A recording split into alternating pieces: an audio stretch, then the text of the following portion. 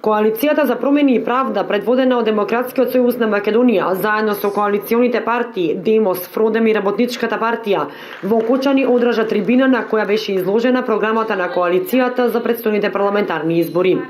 Пред присутните во салата на мултикултурниот центар во Окочани зборуваше лидерот на Демократски сојуз Павле Трајанов, кој истакна дека коалицијата за промени и правда е подготвена да го сруши режимот на Никола Груевски и повеќе годишното негово владење.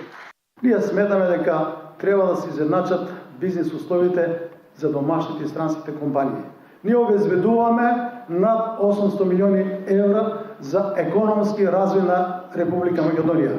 Сакаме платата, минималната плата да изнесува 300 евра. За тоа има можности и тоа ќе го направиме.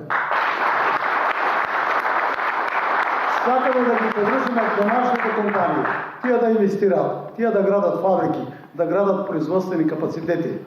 Сакаме над 30.000 мали фирми да отвориме во кои ќе бидат вработени од 3 до 5 млади стручни кадри.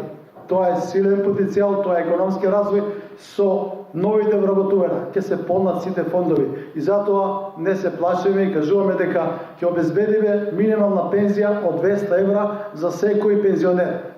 Трајанов зборуваше и за евроинтеграциите на Македонија и истакна дека тие како коалиција имаат систем како Македонија да влезе во Европската унија и НАТО. На трибината во Окочани Трајанов најави укинување на радиодифузната такса, намалување за 2/3 на паричните казни за граѓаните и компаниите, укинување на екстерното тестирање, а работното време на администрацијата да започнува во 7 часот.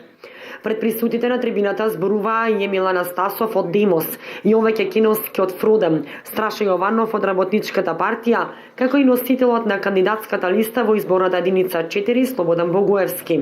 На присутните им се обрати и носителот на листа во изборната единица 3 од коалицијата за промени и правда Весна Стоименовска.